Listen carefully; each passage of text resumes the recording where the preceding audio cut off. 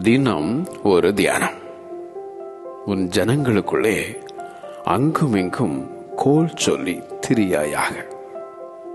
லேவியராகமம் அதிகாரம் 19 வசனம் 16. Do not go about spreading slander among your people. தன் நாவினால் புறம் கூறாதவன் அவன் கர்த்தரின் கூடாரத்தில் தங்குவான், அவருடைய பரிசுத்த பர்வதத்தில் வாசம் பண்ணுவான். புறங்கூறி திரிகிறவன் ரகசியத்தை வெளிப்படுத்துகிறான். கோல் சொல்கிறவன் பிராண சிநேகிதரையும் பிரித்து விடுகிறான். கோல்காரனுடைய வார்த்தைகள் விளையாட்டு போல் இருக்கும், ஆனாலும் அவைகள் உள்ளத்திற்குள் தைக்கும்.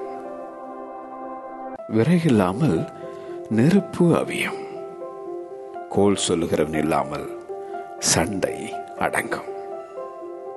உன் ஜனங்களுக்குள்ளே அங்குமிங்கும் கோல் சொல்லி திரியாயாக. உன் ஜனங்களுக்குள்ளே அங்கும் இங்கும் கோல் சொல்லி திரியாயாக. ஆமென்.